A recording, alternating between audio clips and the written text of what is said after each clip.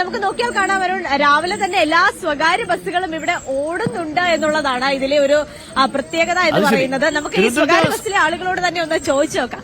ഇന്ന് സമരമായിട്ട് എന്താ ഓടുന്നത്? സമരം നമുക്കിവിടെ സമരം അങ്ങനെയൊന്നും ഇല്ല കേട്ടോ. ഇവിടെ പണിമുടക്കി എല്ലാ വണ്ടികളും ഓടുന്നുണ്ട്, എല്ലാ സർവീസ് നടത്തുന്നുണ്ട്. ഇവിടെ യൂണിയൻ ഒന്നുമില്ല, സ്റ്റാൻഡ് പോലും ഇല്ല ഞങ്ങൾക്ക്. വടക്കോട്ടൊക്കെ സ്റ്റാൻഡ് ഉണ്ട്, യൂണിയൻ ഉണ്ട്, എല്ലാം ഉണ്ട്. അരുൺ, അപ്പൊ ഇതാണ് ഇവിടുത്തെ പ്രൈവറ്റ് ബസ്സുകാരുടെ ഒരു അഭിപ്രായം. ഇതാണ്, അവർക്ക് യൂണിയനും ഇല്ല. പറഞ്ഞാൽ ഇതൊക്കെ നല്ല കാര്യം തന്നെ. ഒരു യൂണിയനിലും ഒരു ഇതിലും ഒരു പാർട്ടിയിലും ഒന്നും പെടാതിരിക്കുന്നതാണ് നല്ലത്.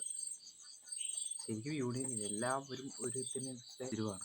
ഹർത്താൽ കാരണം ഒന്നും നടക്കാൻ പറ്റില്ല. അപ്പോൾ സന്തോഷ് പണ്ഡിറ്റ് പറഞ്ഞ പോലെ ഒരു റിയാലിറ്റി ഷോ പറയുന്നുണ്ട്, പലർക്കും അവർക്കൊക്കെ ഹർത്താൽ നടത്തിപ്പോകും, പക്ഷെ സാധാരണക്കാർക്ക് എന്തെങ്കിലും കൂടി ജീവിക്കണ്ടേ. ഒരു ഓട്ടോറിക്ഷക്കാരൻ, അത് വഴിയിൽ എന്തെങ്കിലും കട വയ്ക്കുന്നവർ, ചെറിയ പെട്ടിക്കടയൊക്കെ വയ്ക്കുന്നവർ, അങ്ങനെയുള്ളവർക്ക് ജീവിക്കണ്ടേ. ഈ ഹർത്താലുകാരെ കൊണ്ട് ഇങ്ങനെ പൊറുതി കൂട്ടി. ഇപ്പോൾ മിനിയാന്ന് ഒരു സംഭവം, ഒരുപാട് പേരെ കടയടപ്പിച്ചു, മണ്ണെണ്ണ ഒഴിക്കുന്നു, ഇറച്ചിക്കട ഒഴിക്കുന്നു. പക്ഷെ ഇതിലൊന്നും പെടാതെ അവർക്ക് സ്റ്റാൻഡ് പോലും ഇല്ല. എന്നിട്ട് അവർ സന്തോഷത്തോടെ അവരവരുടെ ജോലി ചെയ്യുന്നു. അതൊക്കെയാണ് വേണ്ടത്, ഇതിനെയൊക്കെയാണ് പ്രോത്സാഹിപ്പിക്കേണ്ടത്. ഇപ്പോൾ വിദ്യാർത്ഥികളെ സംബന്ധിച്ച് അവർ അവധിയെന്ന് മാത്രം പറയുമ്പോൾ അവർക്ക് ആ പ്രായത്തിൻ്റെ പക്വതയായിട്ടേ കിട്ടുള്ളൂ. പക്ഷേ ഒരുപാട് കുടുംബം മുന്നോട്ട് നയിക്കുന്ന ആൾക്കാർക്കുണ്ട്, അവർക്കതൊരു വലിയ നഷ്ടം തന്നെയാണ്.